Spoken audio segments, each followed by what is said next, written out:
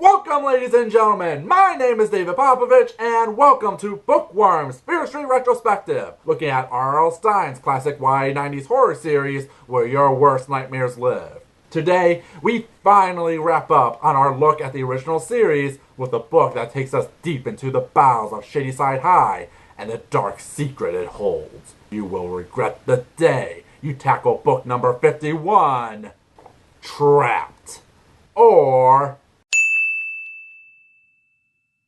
Elaine has to spend her Saturday in detention with basically the Breakfast Club. She's nervous at first, but joins them as they break the rules and walk around the school. They rest in the theater room when Elaine falls down a hole in a room the gang's never seen before. When they examine it, they realize what they've come across.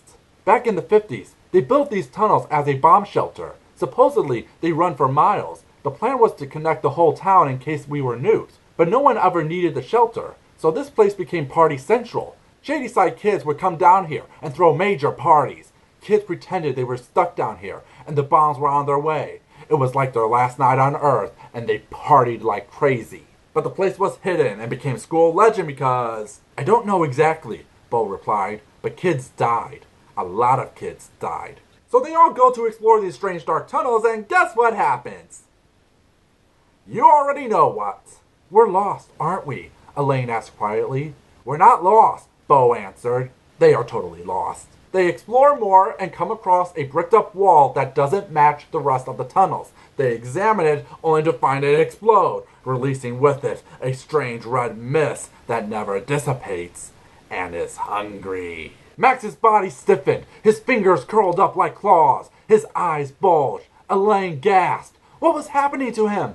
Max! Bo started, but his words were cut off by Max's scream. Max howled again as the red mist lifted his body off the ground. Now they must find a way before the mist makes sure they never leave again.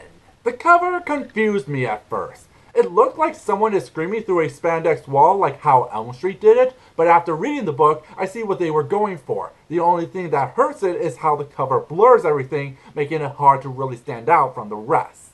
You're invited to die. This is a really good book. Everything about it works. The tunnels under the school is something we haven't seen before, and when the kids get hunted by the red mist, the book becomes terrifying, as one by one, they get consumed by it. And I mean that literally. This mist breaks its victims down, tears them apart, and consumes them as they scream out every single pain. This is something we haven't seen done in a Fear Street book, and it's amazing. The mystery of the mist is pretty obvious once the clues are shown, and you'll figure it out way before the characters do. But even so, it's still a bone-chilling reveal that makes your mouth drop. The only real bad thing is the ending doesn't feel right. It's okay for what it is, but I feel there should have been a page or two more to wrap things up. And the characters are pretty one note, but let's face it, this is Fear Street. I'm just happy we are able to end this look at the original series with a book I really enjoy and think should be read. Really, the only thing I wish was that more books were like this. I think overall I was disappointed because so many of the books focused on standard murder mysteries, and let's face it, you can only do so many before they all blur together.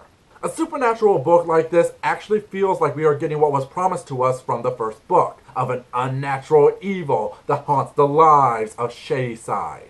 I wish more books were like this, but what's done is done, and there are no more. At least of the original series. I still have a lot of others to talk about, from the Super Chillers to the trilogies, Saga, Ghost, Senior, the new Fear Street, the modern ones. I may be done with the originals, but there's so much more to explore, but it all depends if you vote for them next October. Speaking of which, I'm expanding my retrospective month outside of October and want you guys to help me figure out what I'll tackle in February. These are your options. Captain Underpants, a series of unfortunate events, How to Train Your Dragon, and Animorphs. Vote in the comments or the poll and help me figure out what to tackle next. What about you guys? What are your thoughts on Trapped? Let me know in the comments. Give a like if you enjoy the video. If you want to read it for yourself, I left buying options below. And don't forget to subscribe to keep up with more videos. I'll be taking a small break after this, but I'll be back as we kick off Genre Month. Look at one of my personal favorites, sci-fi, and starting off with one of the biggest releases. Till next time! have a scary day.